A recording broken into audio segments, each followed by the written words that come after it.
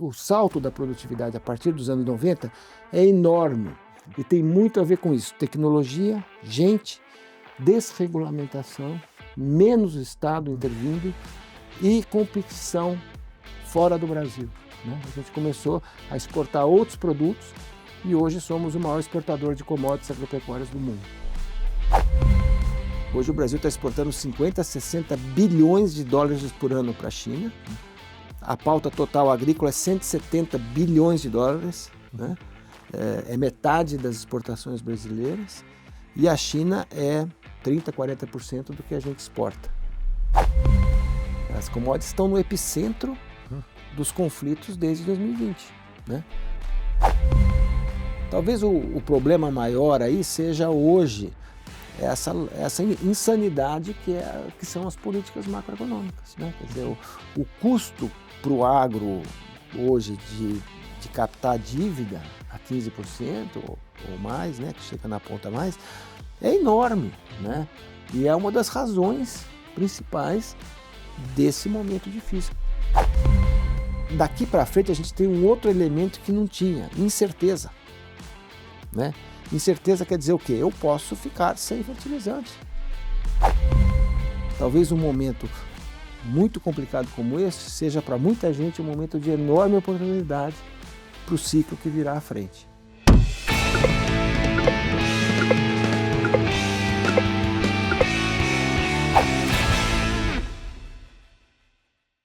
Bom dia, boa tarde, boa noite, pessoal. Estamos aqui para mais um Café com Quinéia esse mês. E o que a gente vai cobrir? A gente vai cobrir o agro brasileiro. E por que a gente vai cobrir o agro brasileiro aqui? Lembra da nossa conversa sobre produtividade? Lembra ali dos nossos papers Parasita, tudo que a gente escreveu, por que a produtividade brasileira é tão baixa? Vocês perguntaram para a gente o seguinte, mas por quê? E o que pode ser feito para mudar, né? E por que o agro brasileiro é a exceção? Por que a gente cresceu zero de produtividade na economia brasileira ex-agro desde 1980 praticamente, e no agro a gente vem crescendo a taxas de 2%, 3%, que são as taxas necessárias para fazer um país virar um país desenvolvido, se a gente pudesse ter feito isso para a economia como um todo. Então por que a gente fez numa área da economia e por que a gente fez das outras áreas? E para isso a gente trouxe aqui um especialista, super especialista no assunto, pessoa que já correu o mundo inteiro fazendo agro, nasceu em família de engenheiro agrônomo, tem, na verdade, produção aqui de agropecuária no Brasil, tá? Sabe tudo do setor. Ele é nada mais, nada menos que Marcos Yancchi, que é engenheiro agrônomo, que é o líder ali do INSPER no setor de pesquisa agropecuária e, na verdade, tem experiências pela Europa, o PhD dele foi todo em agro internacional, correu Singapura, correu tudo, né? Marcos, um prazer enorme ter você aqui no programa e tenho certeza que vai ter uma discussão maravilhosa. Muito obrigado pela presença, Rui, pelo convite, né, e por estar aqui com vocês.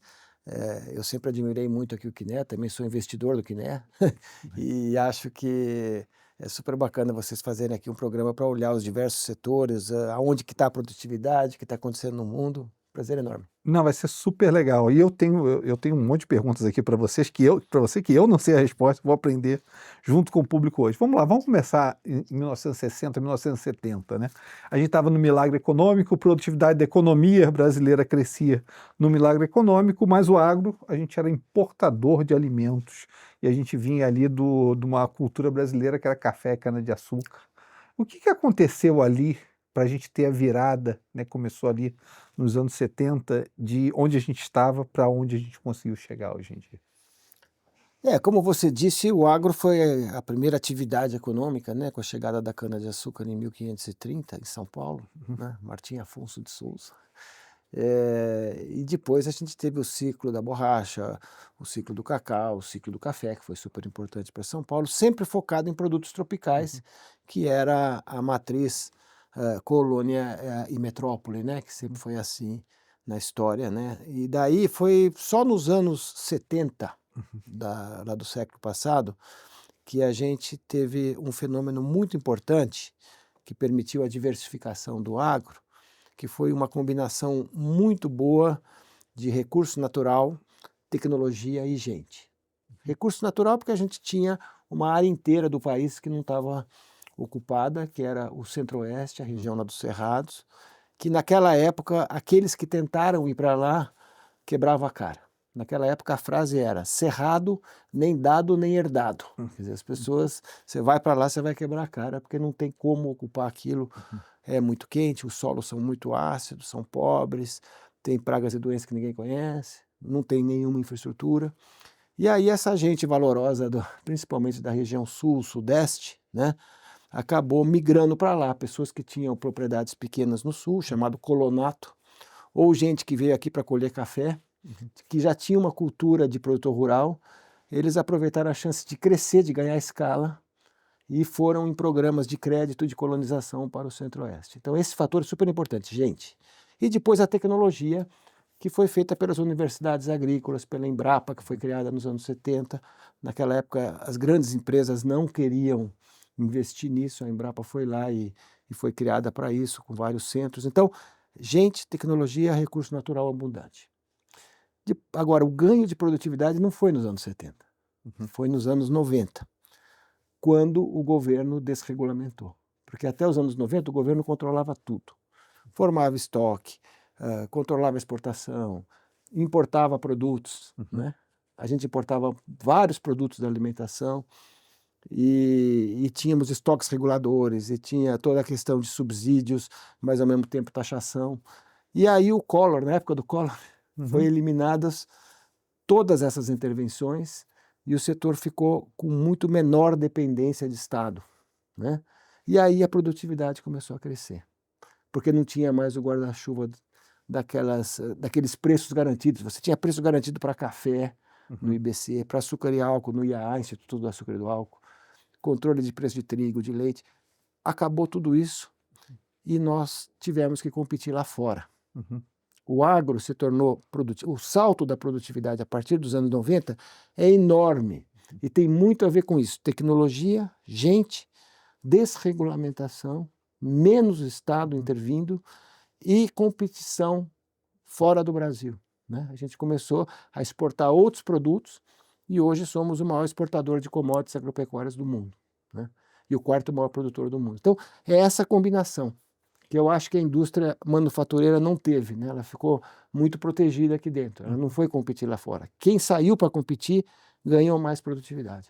Conta um pouco para a gente dessa história, Marcos, que a gente teve a Embrapa em 1973, né? A história que eu conheço é a história do Eliseu Alves, a história basicamente foi na época do Médici, eu acho, né? Mandar aquele pessoal lá para fora, 1000 engenheiros lá para fora para serem treinados nos Estados Unidos para tropicalizar as culturas. Como é que foi esse processo de transformar o Cerrado em culturas que eram subtropicais para tropicais? Então, eu acho que já desde as universidades agrícolas, como a Exalc em Piracicaba, como a Viçosa e tantas outras pelo país, Lavras e tal, já iam mandando os seus professores, principalmente para os Estados Unidos e alguns lá para a Europa. Mas os Estados Unidos era o que tinha mais a nos ensinar, porque eles tinham já um modelo intensivo em capital na agricultura, né? Já com mecanização, já com drenagem, com melhoria de solos, com uma série de coisas. E aí muita gente foi para essas escolas agrícolas americanas, né, que são os chamados Land Grant Colleges lá dos Estados Unidos, que foram criados há 150 anos atrás, né, e que tiveram por trás da ocupação do meio oeste americano.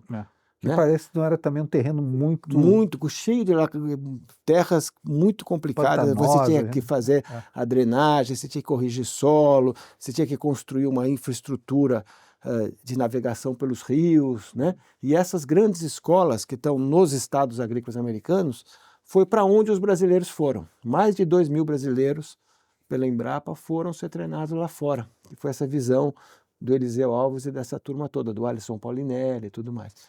Então esse pessoal foi para lá e voltou para cá, mas teve que adaptar a tecnologia ao trópico. Por quê? Porque as revoluções agrícolas que a humanidade teve foram quase todas em região temperada. A primeira foi a domesticação das plantas e dos animais lá no Oriente Médio, né, que é onde começou, onde é hoje o Líbano, onde é hoje o Iraque e tal. Foi lá que começou a domesticação de plantas e animais, que se espalharam para a Europa, para a Ásia, mas sempre em clima temperado. Depois tivemos a revolução da mecanização e dos adubos, e das tecnologias lá no Reino Unido, a segunda revolução. A terceira aconteceu já lá nos Estados Unidos, mas sempre assim. E nós conseguimos tropicalizar isso. Eu costumo dizer que o que aconteceu lá no Cerrado Brasileiro foi a quarta revolução agrícola da humanidade, que foi a revolução da ocupação tropical, com tecnologia, né? Os trópicos eram sempre meio relegados somente aos produtos tropicais. E o Brasil e uma parte lá da Ásia conseguiu fazer essa tropicalização, né? Mas acho que o Brasil fez melhor do que todos. E hoje, se você for para esse centro-oeste, para essas regiões, o maior estado agrícola brasileiro é o Mato Grosso.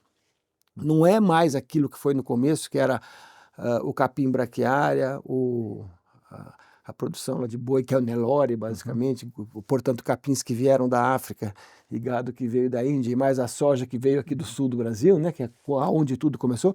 Hoje você tem lá um sistema integrado de produção, de agricultura, pecuária, florestas plantadas, energia, carbono, né, fibras, tudo junto, né? Você consegue, numa região só, ver ao mesmo tempo a produção de soja e milho na mesma área, 2 safras. Hoje em dia, integração com a lagopecuária, o chamado ILP, Integração Lavoura-Pecuária, as florestas plantadas, que é a experiência lá de eucalipto, a entrada da suinocultura, da avicultura, da produção de leite, da produção de cana-de-açúcar, tudo integrado e com muito mais condição de crescer do que em clima temperado, porque nós temos a fotossíntese o ano inteiro, a gente não tem que parar numa parte do ano, consegue produzir o ano inteiro, se tiver a irrigação melhor ainda, e aí isso daí é o que marca hoje esse crescimento de produtividade, né? Só para te dar um número, nós estamos falando, hoje, os americanos crescem a produtividade 1% ao ano, os europeus um pouco menos. A média mundial é 1,4% ao ano. Nos países mais pobres da África e da Ásia, é 0,8% ao ano. No Brasil, é 3,2% ao ano, nesse momento. Então, a gente consegue ter um ganho de produtividade maior do que o da indústria brasileira, dos serviços, e maior do que os outros países do mundo. E daí a gente chega nesse ponto, né? Você diz, a gente começou a desregulamentar, né, e a exportar. A gente fala muito isso, tivemos vários programas aqui em que a gente conta a história de sucesso da Ásia, né? Em que em algum momento você se tornou exportador também, e quando você exporta, você tem que ser bom, né? Porque você está competindo com o mundo inteiro. Mas dentro desse processo de desregulamentação, como é que foi? Como essas culturas foram ganhando liderança e foram se integrando dessa maneira? Como é que você trouxe esses engenheiros agrônomos dos Estados Unidos? Você começou a mudar a maneira em que o cerrado era povoado e plantado. Aí você desregulamenta. Como é que foi o processo a partir daí?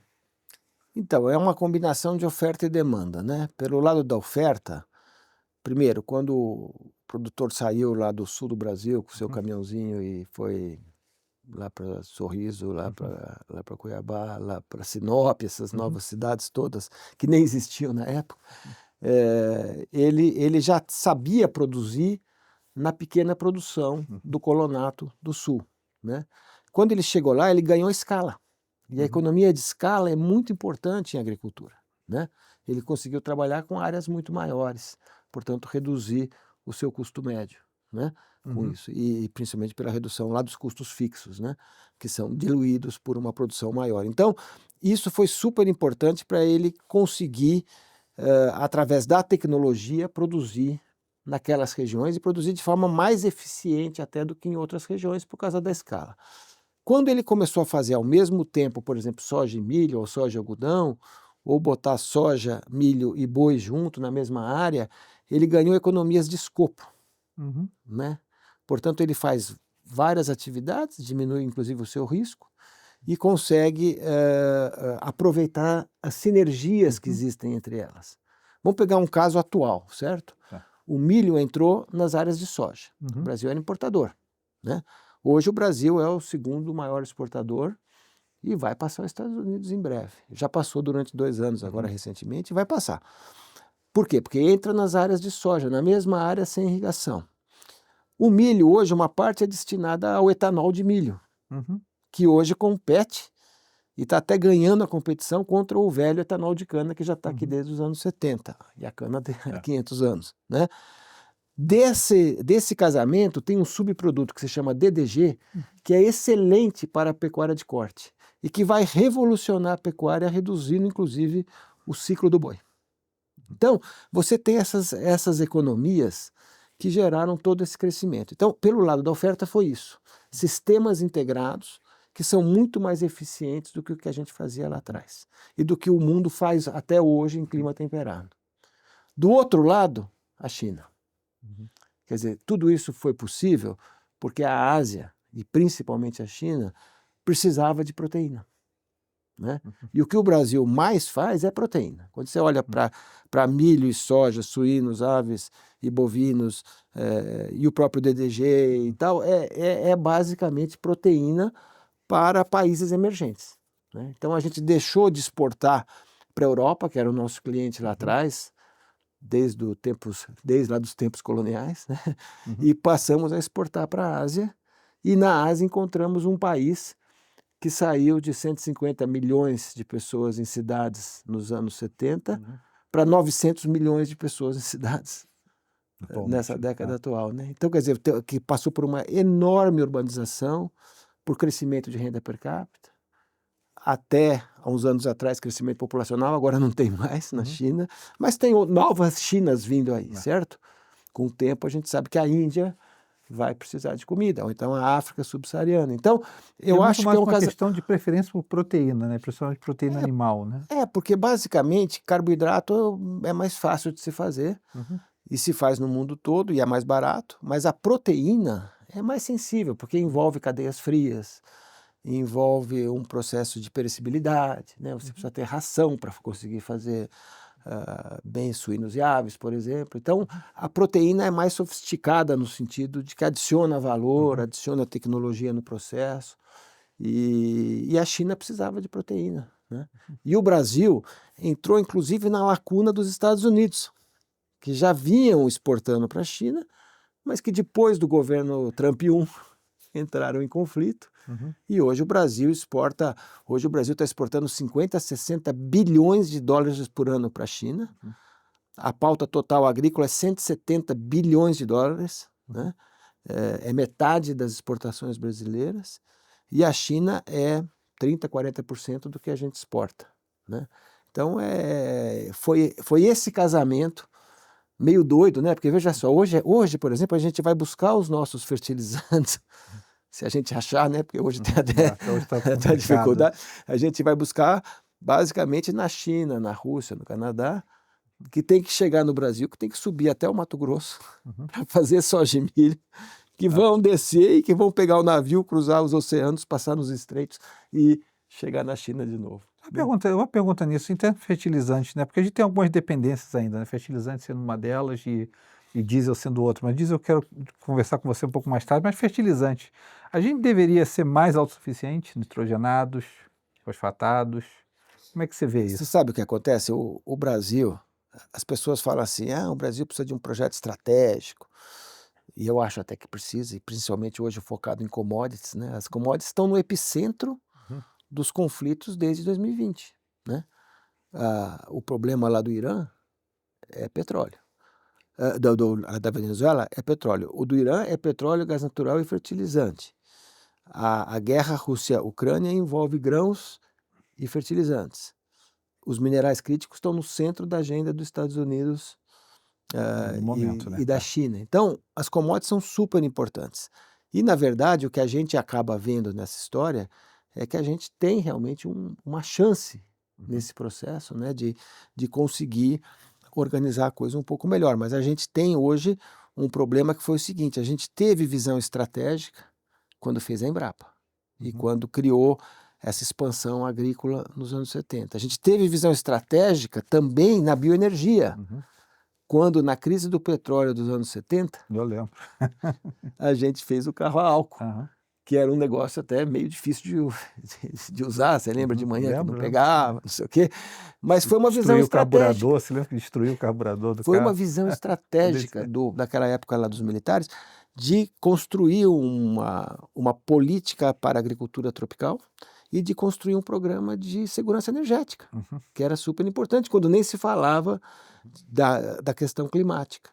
Agora, a gente errou em duas outras coisas. Uhum. Nós erramos na logística, porque esse pessoal, essa gauchada toda que subiu, foi para lá, produziu cada vez mais, mas a logística não foi, só está chegando agora. E falta logística, falta armazém, faltam modais, diferentes modais, né? Quer dizer, a combinação de ferrovia com hidrovia, que está acontecendo, mas devagarzinho. Então, esse foi um erro histórico, que custa caro para a agricultura. E o segundo erro foi não ter pensado estrategicamente em fertilizante. A gente não desenvolveu nenhum dos elementos importantes. Nitrogênio, fósforo, potássio é basicamente importado. Enxofre também, que é importante. Aliás, é o ponto sério hoje dessa crise, é enxofre. Então, o que está acontecendo? A gente agora ficou super dependente. Nós somos o maior importador do mundo, né? Importamos 45 milhões de toneladas e dependemos em 85 a 90% de fertilizantes importados. É uma vulnerabilidade. Mas dá para ter um plano da gente tirar essa vulnerabilidade, porque nitrogenado precisa de gás, principalmente, né? A gente não tem muito. Exato, mas a gente poderia fazer mais barato, né? E isso tem a ver com também a permanência de as estratégias lá da Petrobras, as intervenções de governo controlando o preço, né? Então lá atrás você teve uma visão estratégica e criou políticas de Estado que se revelam hoje fundamentais não só para o Brasil, para o mundo. Esse domínio lá dos trópicos foi importante para o mundo inteiro, né? Porque era uma região realmente com produtividades muito mais baixas e grandes dificuldades. Faltou ter uma visão estratégica em fertilizante, faltou ter uma visão estratégica no próprio diesel e na gasolina, porque a gente hoje é exportador líquido de petróleo, mas importador de diesel, 25% vem de fora. Faltou visão estratégica, né? O diesel a gente pode usar mais biodiesel para poder... Porque a gente teve mais experiência recentemente, logicamente, criando refinarias, né? Para quem não se lembra do que aconteceu na década passada. Mas o biodiesel pode ser uma solução para o biodiesel brasileiro ou está muito longe disso? Porque, deixa eu fazer uma pergunta que eu não sei a resposta, tá? Você falou do DDG com milho, eu posso usar o etanol de milho e o DDG para alimentar o gado, né? Soja, eu crio óleo de soja e farelo de soja, né? Isso. Eu posso fazer algo parecido com a soja que eu fiz com milho? Que é o biodiesel. Mas eu consigo fazer assim quantidade no Brasil? Da mesma maneira que você faz o etanol. Quer dizer, na verdade, você pode fazer biocombustíveis a partir de soja, de milho, de cana-de-açúcar, de celulose, né? Lá de resíduos animais, das indústrias animais. Você pode fazer de várias fontes. O problema é que a bioenergia não ganhou o mundo. Assim como a agricultura tropical também não ganhou o mundo. Se você andar pelo mundo tropical, em todos os continentes, você não vai achar um segundo país igual ao Brasil. O Brasil está muito à frente. O que está mais perto do Brasil são esses vizinhos nossos que são aonde tem muito brasileiro, Paraguai, Bolívia, que estão fazendo uma coisa parecida com o Brasil. Se andar pela África, você tem um problema enorme de direito de propriedade da terra, de baixa tecnologia, de agricultura nômade, de falta de acesso a mercados, de falta de capital. Todas as experiências de quem foi para a África não foram, na maior parte das vezes, não foram boas, inclusive a dos chineses recentemente. Você vê que hoje a China está querendo aumentar a autossuficiência da China. Parou aquela história de ir para a África. Eles foram para a África para tirar minerais, mas as experiências agropecuárias na África foram muito ruins, né? E na Ásia tropical também muita pequena produção e tal, muito importante a agricultura, mas não é uma agricultura exportadora pujante como é a nossa. Então, a gente é uma jabuticaba, vamos chamar assim, que é uma fruta brasileira. Jabuticaba no bom sentido, né? No sentido da agricultura tropical moderna e sustentável, e a gente também é uma jabuticaba na bioenergia, né? E na bioenergia a gente está fazendo algo que nenhum país faz, porque a gente está fazendo etanol, anidro, que é misturado hoje 32% na gasolina, quer dizer, quem está abastecendo o carro com gasolina, na verdade, 1/3 etanol. Nós estamos fazendo B16, que é 16% de biodiesel no diesel, e temos carros flex que permitem usar qualquer mistura de etanol e gasolina, né? E temos uma possibilidade enorme agora de fazer biometano para movimentar toda a parte lá de transporte nas usinas e também exportar esse biometano para as indústrias. Temos uma perspectiva de fazer hidrogênio verde, né? Diesel verde, bioplásticos. Quer dizer, tem uma fronteira de bioenergia que eu diria que é a fronteira do futuro. Se hoje a gente olha para a nossa pauta e a gente vê proteína, talvez daqui 10, 20 anos o que a gente vai ver é bioenergia, né? Porque tem uma avenida de coisas que podem ser feitas para substituir combustíveis fósseis, por exemplo, mas também para segurança energética, né? Porque uma coisa que a gente aprendeu da crise atual é que tem 7 ou 8 estreitos do mundo, alguns como é o caso lá de Hormuz, 50 quilômetros de mar, que param o mundo, né? Então, muitos países hoje vão voltar a pensar, bom, o que eu faço em termos de autonomia energética? E uma das alternativas é você ir para renováveis, e um dos renováveis importantes, principalmente no clima tropical, é a energia da fotossíntese, que vem através das plantas. Certo. Só de curiosidade, como é que você faz bioplástico? Você faz a partir de plásticos produzidos, por exemplo, a partir de etanol, né? Você pode fazer, teve várias experiências, né? São, na verdade, plásticos de baixo carbono, mas tem também experiências para você ter uma biodegradabilidade maior desses produtos, né? Mas é basicamente você substitui o fóssil pelo renovável na produção de plásticos. Perfeito. Então, a mensagem interessante é essa, né? O agro não está só no que a gente come, está no que a gente veste, está no que a gente, como a gente se movimenta, né? E até nos utensílios que a gente usa. Mas vamos pensar, deixa eu só pensar com você o seguinte, só voltando um segundo nessa questão de produtividade. O que foi a tropicalização? Porque isso é muito importante, né? Para o ganho de produtividade, a tropicalização foi fundamental. Foi semente, certamente. Deve ter tido controle de praga. E deve ter tido uma série de outros fatores que eu não consigo pensá-los. Quais foram? Olha, foram coisas sequenciais, né? Por exemplo, a soja, nos anos 70, estava no sul do Brasil, né? E ela foi subindo e hoje ela já está no Ceará, lá no Maranhão, lá no Piauí, certo? Quer dizer, ela subiu os cerrados inteiros e isso foram variedades adaptadas aos trópicos, nesse caso desenvolvidas pela Embrapa.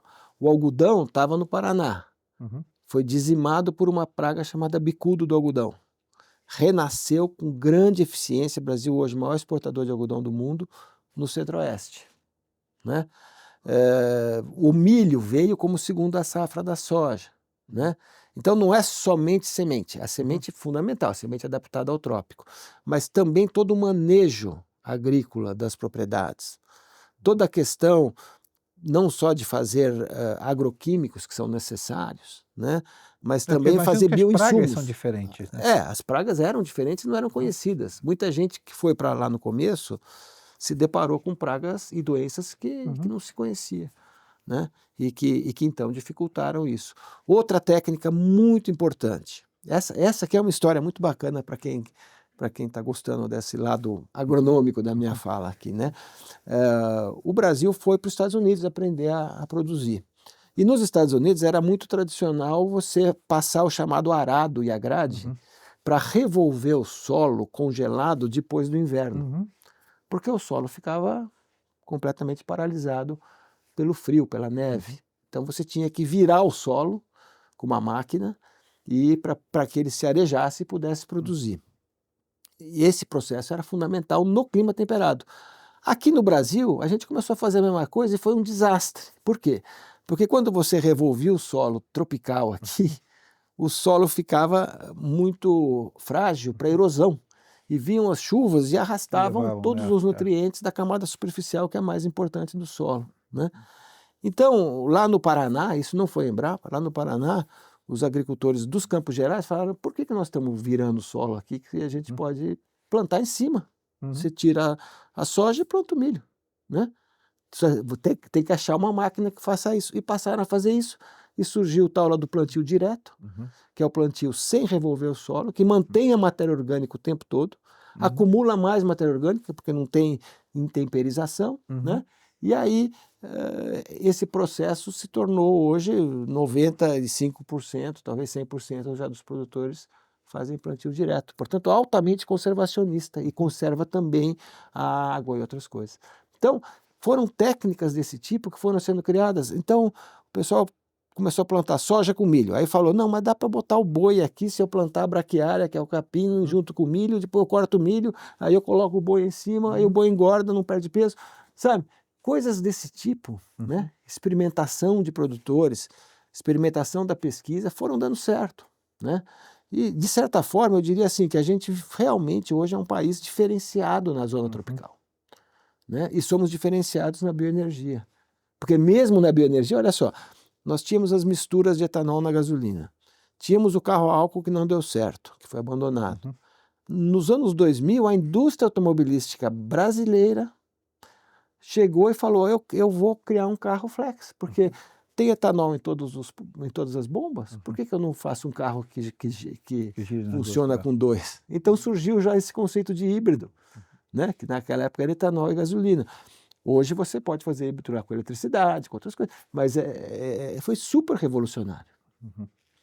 E a questão, olha só, daí chega nesse período do século XXI, tá? Eu imagino o seguinte, o brasileiro, você já demonstrou, é um cara empreendedor, é um cara que saiu do sul, tomou o risco do Cerrado, tomou o risco do Centro-Oeste, fez essa escala.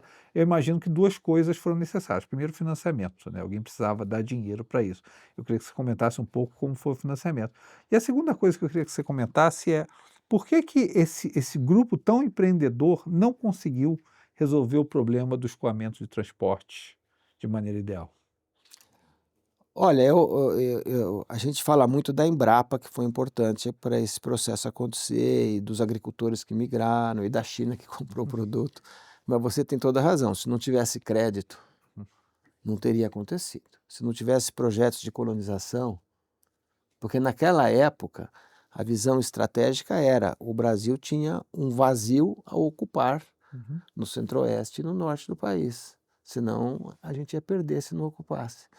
E aí havia crédito e havia projetos de colonização que, inclusive, diziam o seguinte, você tem que derrubar a floresta para plantar para ter o crédito, entendeu? Então, não é, hoje em dia é uma área a preservar, naquela época era uma área a ocupar, né? E as pessoas foram para lá, né? Esses migrantes. O crédito foi fundamental, era um crédito oficial, né? A taxas subsidiadas, né? Então, o governo concedia esse benefício para quem fosse, mas depois tirava com a outra mão, através, por exemplo, da logística que não foi feita, ou através das taxações que eram impostas sobre o setor, dos controles de estoques, do controle de exportação, né? Então, era uma política de profunda intervenção governamental. Ajudou o produtor no crédito, prejudicava o produtor no controle de preços. O preço do trigo era controlado, o preço do leite era controlado. Tudo era formado no Ministério da Agricultura. Existia uma comissão interministerial de preços. Como eu disse, o Instituto Brasileiro do Café, do Açúcar e do Álcool, tudo sistemas de controle. Era essa a visão. Tem gente no governo que até hoje sonha com essas coisas ainda. Mas aí você passa em 1990, você vai desregulamentando, tá?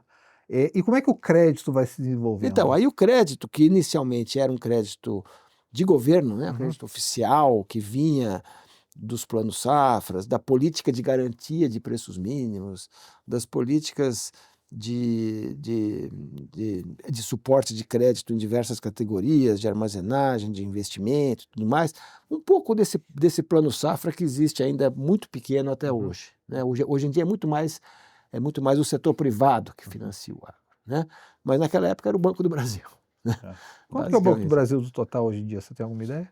Eu não sei, mas eu imagino que ainda deve ser o mais importante, talvez o Banco Itaú maior, mas o que eu vejo hoje é que o produtor já não tem mais aquele crédito subsidiado de antes, né? A não ser pequenos produtores ainda tem um pouco, pequenos e médios, mas os grandes hoje trabalham nas taxas de mercado, privado, né? que é um problema. Então, quer dizer, com o tempo, o que foi acontecendo? O crédito foi se transformando em novos instrumentos, né?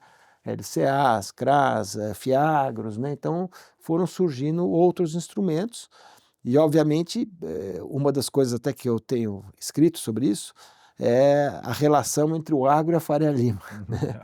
que é uma relação de amor e ódio, né? Assim, você tem o agro não entende direito a Faria Lima e o que ela exige do agro em termos de governança e etc, e outras coisas que precisam ser melhoradas, mas também a Faria Lima não consegue entender que o agro sempre será montanha-russa e que não existe milagre, quer dizer, você vai ter anos de vacas gordas, até coisa do agro, e anos de vacas magras, né? E você tem que viver nessa volatilidade que é inclusive causada pelo clima, causada pelo fato que o agro, os preços são dados pelo mercado, né? Ninguém forma preço. Então, essas características têm que ser entendidas dos dois lados, né? Deixa eu te fazer uma pergunta. Do lado do produtor, porque o empresariado brasileiro aprendeu desde o Plano Real, né, a gente trabalhar sempre com taxas de juros reais muito altas. Mas foi um aprendizado isso, né? Um aprendizado que a gente dói até hoje, quando a gente está com essas taxas ainda muito altas e sem vislumbrar um corte mais significativo, que as pessoas se endividaram quando era 2%, achando que aquilo era para sempre, depois se endividaram quando o Campos Neto prometeu que ia cortar a primeira vez, depois se endividaram na expectativa que o Galípolo ia cortar, e a gente sempre, o empresariado brasileiro, de modo geral, não agro, está sempre tendo que aprender a lidar com a alavancagem financeira num país em que crédito é muito caro, né? O agro desse século, dessas últimas décadas, né, que a gente teve a Covid, que foi para 2%, e essas expectativas de corte que não existiram, também teve que passar por esse aprendizado? Ah, teve, né? Porque você tem uma coisa que o agro fez foi ganhar produtividade, incorporar tecnologia. Eu diria interiorizar o desenvolvimento. Foi incrível esse movimento de gente no país, inclusive com muita mobilidade social, quer dizer, gente que saiu de situações muito difíceis na Europa, lá no Japão, que vieram para cá em condições difíceis de trabalhar no café, colonato, depois subiram lá para o Centro-Oeste e construíram grandes empresas, grandes negócios, né? Claro, falta logística, falta algumas coisas, mas foram grandes negócios. Talvez o problema maior aí seja hoje essa insanidade que são as políticas macroeconômicas, né? Quer dizer, o custo para o agro hoje de captar dívida a 15% ou mais, né? Que chega na ponta mais, é enorme, né? E é uma das razões principais desse momento difícil que a gente tem. Por quê? Porque em 2022, né, as condições internacionais da pandemia, da guerra da Ucrânia, criaram um monte de mercado, as taxas de juros mais Era juro baixas, baixo com preço alto, com né, de preço agro, alto, né? Então o pessoal, como se diz lá na roça, meteu o pé na jaca, certo? Saiu comprando terra, comprando ativos, equipamento, equipamentos, fazendo arrendamento caro. E de repente, 2026 é o troco de 2022, né? Quer dizer, Juro alto com preço juro mais baixo, alto, né? etc. Então, você tem que viver essa montanha-russa como ela é, uma montanha-russa. Ela não vai mudar, porque ela é dada pelas condições do mercado. E as condições do mercado no Brasil, infelizmente, nos levaram, que é o déficit fiscal, a uma situação de juros impagáveis, certo? E a outra coisa que também é incontrolável é o câmbio, que para o agro é super importante, né? E para quem exporta é bom desvalorização cambial. Sim, né? esse câmbio deve estar difícil Então, também, quando né? você vê um ano como esse, que você tem juros super altos, um câmbio valorizando, você tem um monte de RJ, você tem um risco de El Niño aí, Super El Niño, né? climático, Tô né? dizendo que Você tem um problema de abastecimento de fertilizante e diesel, quer dizer, esse ano muitos estão chamando de uma tempestade perfeita, né? E ela vai acontecer, vai deixar mortos e feridos, e depois vai vir outro ciclo, né? Então, o tema da gestão de riscos no agro e o tema da governança e gestão das empresas são, eu diria, as coisas mais importantes. Não é agronomia. A agronomia a gente domina. Claro, sempre você pode fazer melhor. A logística é ruim, mas está dando para escoar os produtos, né? Caro, mas vai. Agora, você tem uma situação realmente de gestão de risco muito crítica. E você trabalha com isso hoje em dia, tentando melhorar isso do lado do... Também. Mas eu tento olhar mais as questões internacionais, mas obviamente que num ano como esse, existe muita ansiedade em relação a, por exemplo, a pergunta que está se fazendo lá no agro é, bom, se os custos estão subindo tão rápido, os preços devem subir também, porque nós somos o produtor marginal, né, Certo. mais eficiente, tal, que é aquele que normalmente expande rápido ou retrai rápido quando tem uma crise. Será que virá esse aumento agora, depois, né? Uhum. Claramente, se tiver um problema climático, virá, porque o Brasil hoje, o produtor não forma preço, mas o Brasil hoje é tão grande em alguns mercados, né? A gente é 60% da soja exportada no mundo, 55% do açúcar, 90% do suco de laranja. Então, nesses produtos, a gente certamente pode ter um aumento de preço fruto desse equilíbrio brasileiro. Certo. Perfeito. Me explica um pouco da questão de logística, como é que a gente pode trabalhar nisso? Porque eu olho, por exemplo, para Rumo, todos os esforços estão sendo colocados ali, hidrovias, né? Qual a esperança que a gente tem de resolver ou trabalhar melhor esse escoamento no Brasil nos próximos anos? Olha, eu fui lá do conselho da Rumo vários anos, então Uhum. conheço bastante a empresa. E a empresa, basicamente, ela resgatou uma dívida do passado, porque vamos lembrar que em 1850, na época do Barão de Mauá, o Brasil construiu uma rede ferroviária de 30 mil quilômetros Uhum. para transportar café, e tinha lá os navios a vapor, já tinha o intermodal Uhum. naquela época. Essa rede foi sucateada ao longo do século XX com a visão, que inclusive era do Washington Luiz, esse que Uhum. deu o nome à A nossa rodovia. rodovia, que ele dizia que governar é construir estradas, Uhum. né? Só que num país continental não é isso, né? Você constrói a estrada para pequena distância. Uhum. A grande distância tem que ser hidrovia ou tem que ser ferrovia, que é o que acontece no Canadá, na Rússia, na Índia, na China, né? É. Em vários outros países. E infelizmente a gente tinha uma rede ferroviária que virou uma sucata. Em 2014, Uhum. né, a Rumo comprou a LL, que teve dificuldades, Uhum. e aí fez grandes investimentos, e aí alguns troncos foram acontecendo, principalmente a Norte-Sul hoje, que funciona de ponta a ponta, de Itaqui até Santos, né? E agora, mais recentemente, a extensão da Ferronorte, que o Olacir fez, que Uhum. aliás era um homem É. visionário, né, o Olacir, Uhum. tanto no algodão, que ele fez as primeiras variedades, como ele viu que tinha que levar uma ferrovia até o Mato Grosso. Uhum. Só que essa ferrovia chegou só lá em Rondonópolis, Uhum. né? E agora a Rumo está construindo a extensão até Lucas do Rio Verde, né? Então, essas duas ferrovias, que são a Norte-Sul e a Malha Oeste, né?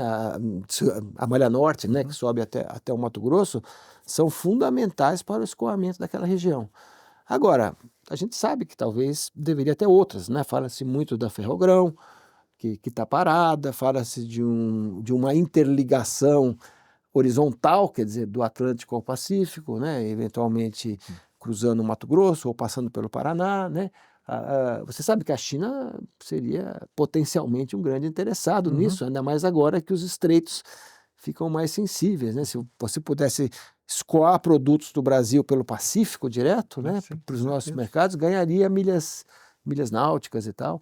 Então, eu acho que esse é o tal projeto estratégico, sabe? Uhum. A gente teve projeto estratégico na Embrapa, teve na bioenergia, não teve na logística, né? A logística está muito atrasada, mas está avançando. E também não tivemos em fertilizantes, né? Uhum.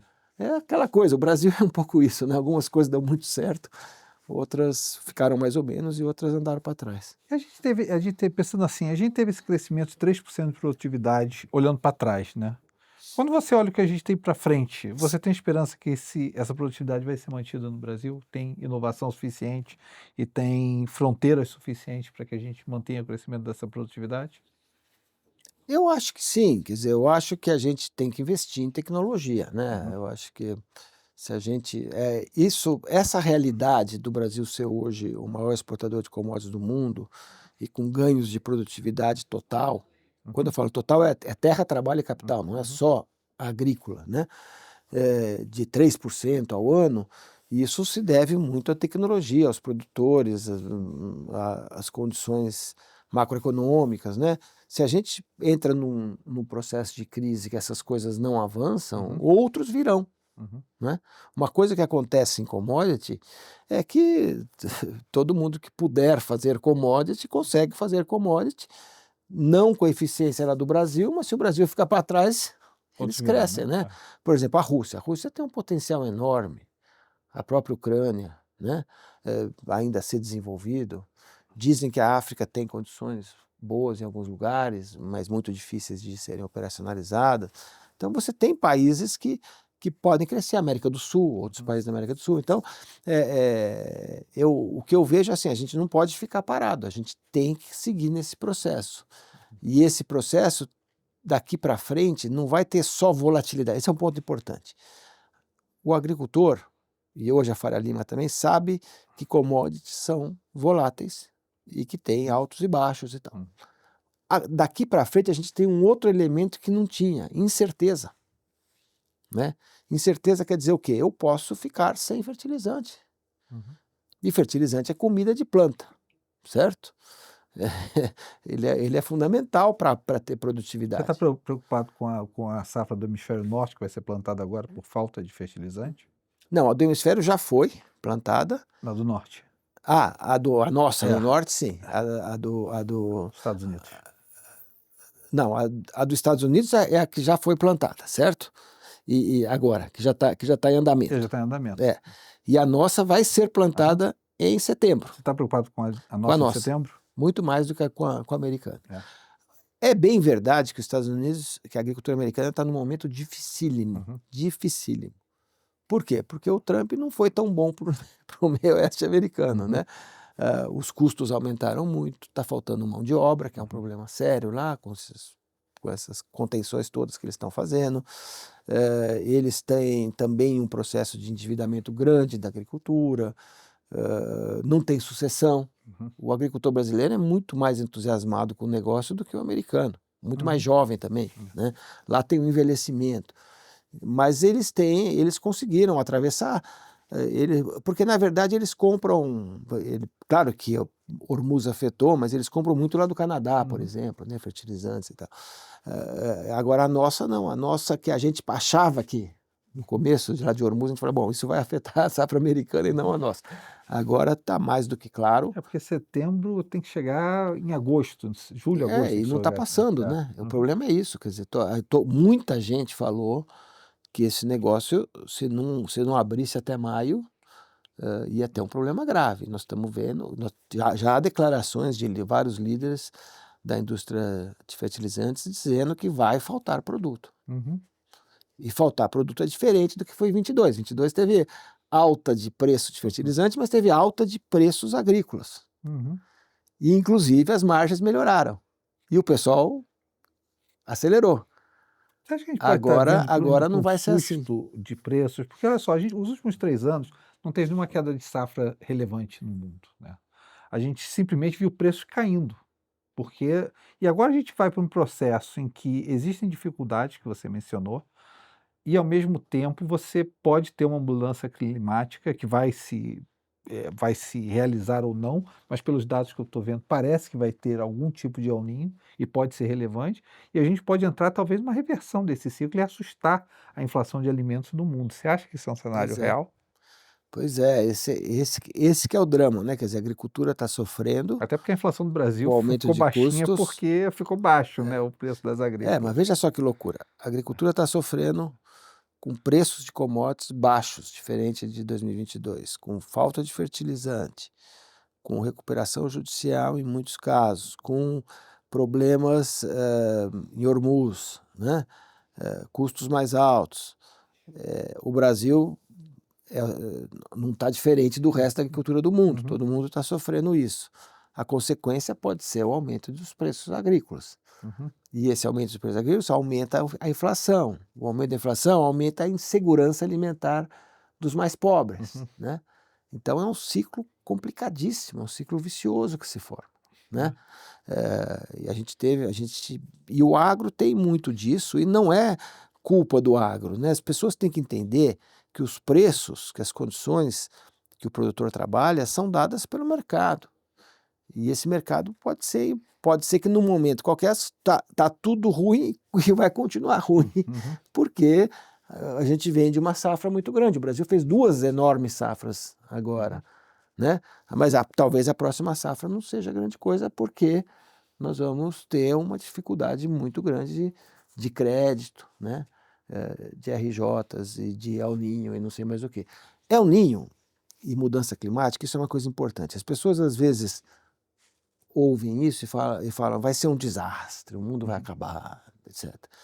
No momento atual, apesar de ser muito preocupante, isso se dá sempre com ganhadores e perdedores, que é quem foi afetado pelo problema lá do El Niño e quem não foi, certo? O El Niño, se ele afeta uma boa parte da produção, ele gera aumento de preço. Se você é um produtor que não pegou, foi afetado, né? Você ganha com isso.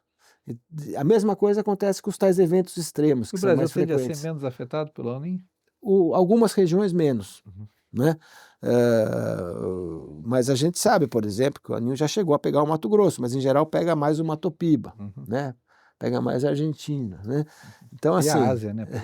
Pega muito a Ásia. Então, aí, de repente, a crise da Ásia pode ser a salvação do Mato Grosso, se ele ficar de fora, ou do açúcar. Então, assim, é muito difícil esse setor, né? Você tem que trabalhar com variáveis totalmente incontroláveis, né? E as que são controláveis, ninguém faz nada para controlá-las, né? Como a questão dos juros, né? Que deveria ser mais baixo, né? Não, com certeza. E a gente está vendo aqui, né? A agricultura não é só o que você come, o que você veste, o que você transporta, mas pode ser até o que determina os juros do Banco Central. Então, melhor você aprender mais sobre a agricultura.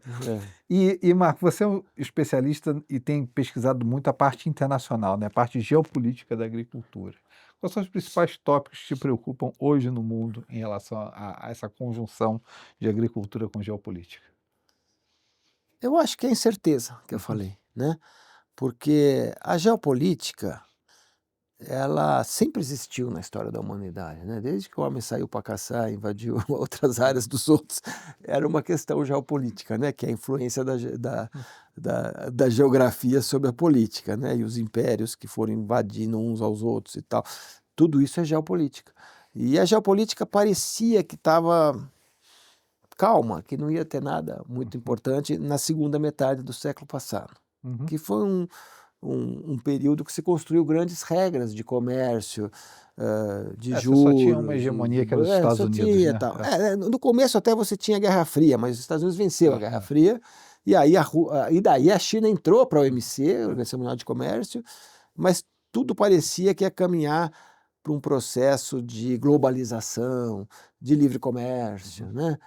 De democracia. E o que a gente viu depois de 2010 foi exatamente o oposto: fragmentação, conflitos, quebra das regras, né? As regras do século XX já não funcionam para ninguém. Então, o que me assusta é o que pode vir disso.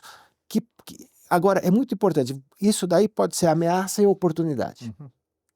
A ameaça seria o Estreito de Hormuz fechado, a taxa de juros, o câmbio, a falta de fertilizante, o aumento do preço lá do diesel.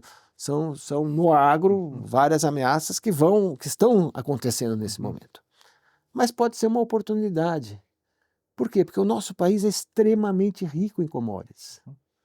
Inclusive os minerais raros, os minerais críticos, as terras raras, né?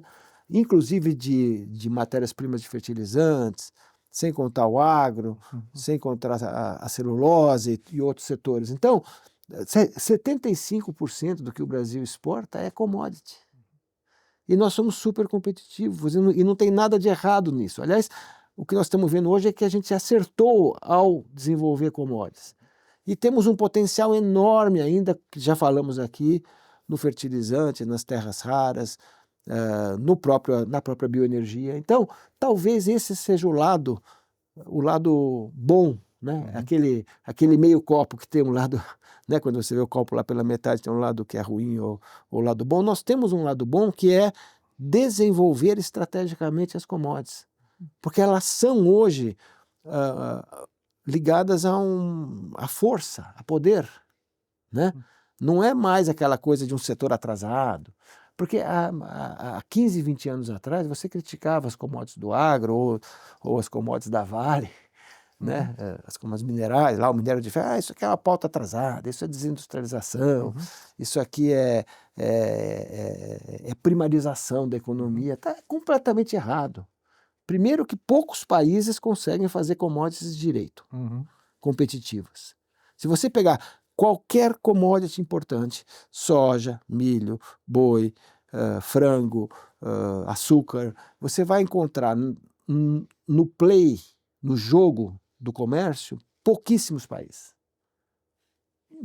Principalmente na oferta, na exportação.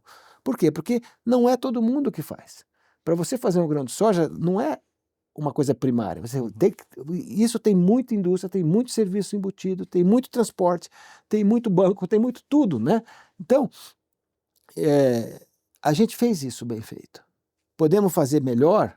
Podemos ter logística, podemos ter fertilização? Podemos, mas a gente tem uma história nisso. Então, eu acho que tem um lado de oportunidade. Eu tenho falado muito para a gente do agro, dizendo o seguinte, olha, é um ano dificílimo. É uma tempestade perfeita. As coisas estão com um cenário péssimo nesse momento.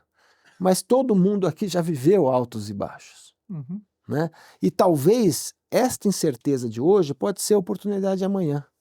Né? Eu acho que esse é o recado mais importante, inclusive aqui na Faria Lima. Né?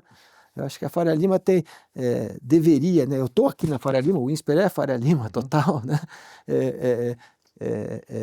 Eu sempre digo o seguinte, a gente tem que entender dos setores, dos segmentos e conseguir, no meio disso, enxergar as oportunidades. Né? Talvez um momento muito complicado como esse seja para muita gente um momento de enorme oportunidade para o ciclo que virá à frente. Perfeito. Você nascemos certamente no Brasil que não tinha reservas externas, né? Então eu sou um cara que todo dia dá graças a Deus à Embrapa, não reclamo da nossa produção de petróleo nem de minério, porque eu vivi um mundo que não tinha dólar, você não podia, era proibido importar. Porque Isso. não tinha. A gente sabe que a gente viveu, né, Marcos? E a inflação, e os Inflação, controles de preço. os controles de preço. Então, qualquer coisa que traga divisas para o Brasil. Deixa eu fazer uma pergunta para você, só para depois a gente vai passar ping-pong. Mas dá para crescer área no Brasil sem risco ambiental? Como é que é isso? Olha, não, eu acho que dá sim, né? Eu acho que dá. A gente consegue ampliar a produção através de sistemas integrados, que eu já mencionei. E não precisa derrubar mata, né? Agora, o que eu acho que tem que ser considerado é que o Código Florestal permite que isso seja feito, e tem regiões do país que ainda dependem disso, que são muito, muito pobres originalmente, né? Por exemplo, a última fronteira agrícola hoje são os cerrados do Nordeste, no Piauí, no Maranhão, etc. Esse pessoal chegou agora, e é uma região que tem um nível de desigualdade muito grande. O agro é uma solução para eles. Então, aí você tem que olhar essa questão no seguinte sentido: bom, se o mundo quer que não haja desmatamento, que exista compensação, né?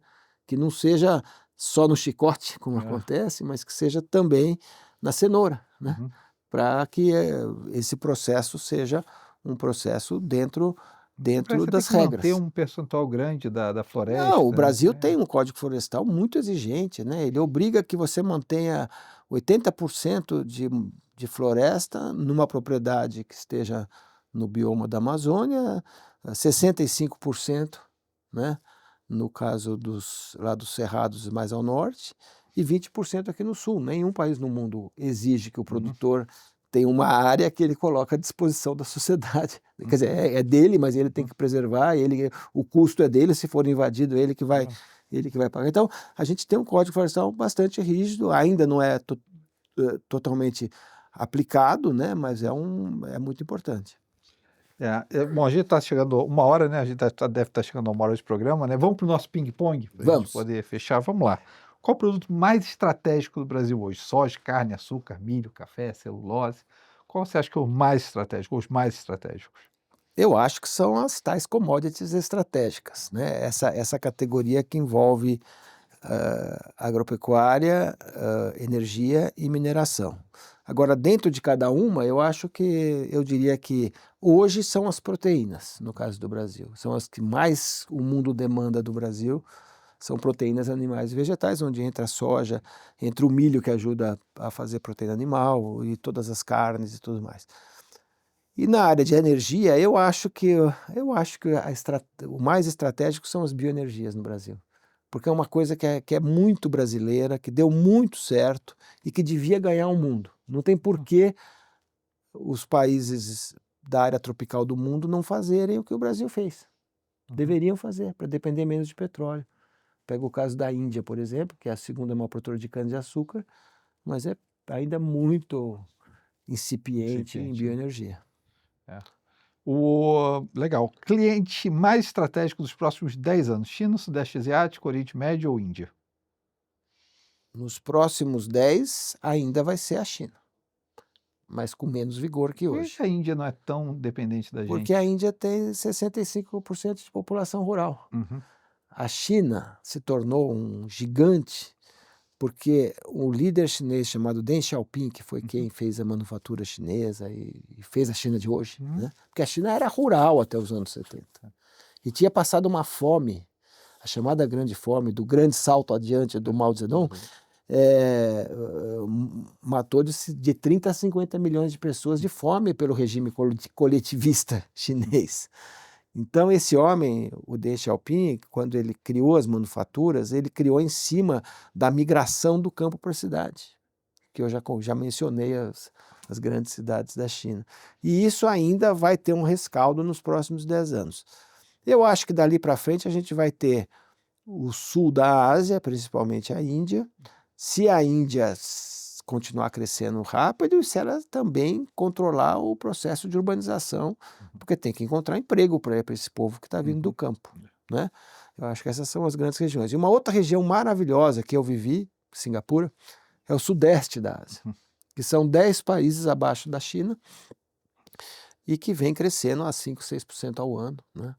É basicamente Indonésia, Malásia, Mianmar, Vietnã, Filipinas, né? Esses países, todos, a Tailândia, são países que têm muito potencial para o Brasil em commodities.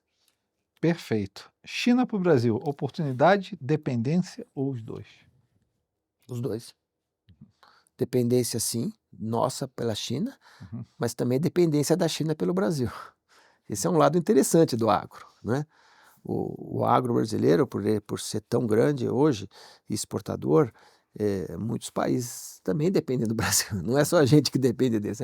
Eu sempre digo que é um o Brasil e a China, eu digo que é um casamento obrigatório, mandatório, arranjado, né?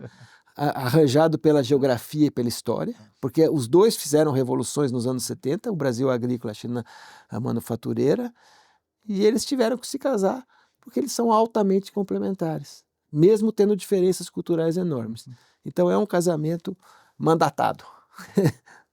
Legal. E nesse casamento a gente tem momentos de grande dependência, mas também momentos de grande oportunidade, e eu torço para que o Brasil consiga navegar nesse mundo, nesses mares revoltos que hoje separam Estados Unidos e China, de uma maneira inteligente, sem tomar partido e aproveitando o que é importante de cada lado. Um país que o Brasil teria mais a aprender com relação a práticas de agricultura? Estados Unidos, Holanda, Austrália, quem seria? Olha, eu acho que no século XX foi Estados Unidos, com certeza, né? Nós aprendemos muito com os americanos e melhoramos o que aprendemos, ou seja, ganhamos mais produtividade do que eles. Eu acho que são eles. Hoje eu aprenderia um pouco mais de valor adicionado com os países que sabem fazer isso, sabe? Eu acho que commodities, a gente já está numa ponteira aí de produtividade. Claro, tem que investir em tecnologia, mas eu gostaria de ver mais valor adicionado na nossa pauta, mais marca, mais produtos elaborados, com padrão, com embalagem, sabe, chegando lá no consumidor final. A gente é ruim nisso. A gente faz precisa pouco. transformar nossas ovas em caviar, né? Mas eu acho que o caviar talvez não seja bem a nossa praia, mas a gente poderia fazer muito mais na área de carnes gourmet, na área de frutas, por exemplo. Fruta, a gente está exportando $1 bilhão, menos de $1 bilhão em frutas tropicais. O Chile faz 6, o Peru faz acho que 6,5, entendeu? Por que a gente não consegue? Eles construíram um sistema exportador nessa área. Recentemente a gente começou a falar dos queijos, dos vinhos brasileiros, dos azeites, né? Eu acho que tem muita coisa no mundo dos produtos com marca que a gente poderia trabalhar melhor. E tem empresas fazendo isso, né? Nós temos vários cases lá de sucesso em cafés e outras coisas, mas podíamos fazer mais. E aí, você sabe quem que faz bem valor adicionado? Uma das regiões mais protecionistas do mundo, que é a Europa, né? A União Europeia é muito ruim em commodity e está tomando uma sova da gente. Mas eles são muito bons em valor adicionado. A gente compra água francesa aqui, né? Sei lá, água italiana, a gente compra vinhos, queijos, um monte de coisa de valor adicionado que custa uma fortuna. A gente compra bolsas baratas por $3 mil. Né? Não, então, mas escuta, para que serve o acordo UE-Mercosul? Deveria servir exatamente para que as vantagens comparativas se encontrassem num sistema de integração, né? A gente fez esse acordo por causa do conflito geopolítico. A Europa ficou isolada lá, com os Estados Unidos e Rússia de cada lado, e a gente aqui tinha esse acordo há 25 anos, saiu. Vamos transformar isso num aprendizado nessas áreas que a gente tem que melhorar. Eu vou concordar com você. A Europa me fascina. A indústria de luxo, para mim, é uma coisa que me fascina enormemente. Como é que você consegue transformar uns pedaços de couro naquele valor agregado? Não é incrível? Não é impressionante? Eu acho impressionante. Não, e o café brasileiro hoje, que a gente vende café verde, né? E que um dos grandes exportadores é a Alemanha, que não tem um pé de café, né? Simplesmente transforma As aquilo. cápsulas de Nespresso que eu compro, certamente é um exemplo disso. A Europa me fascina com isso, realmente.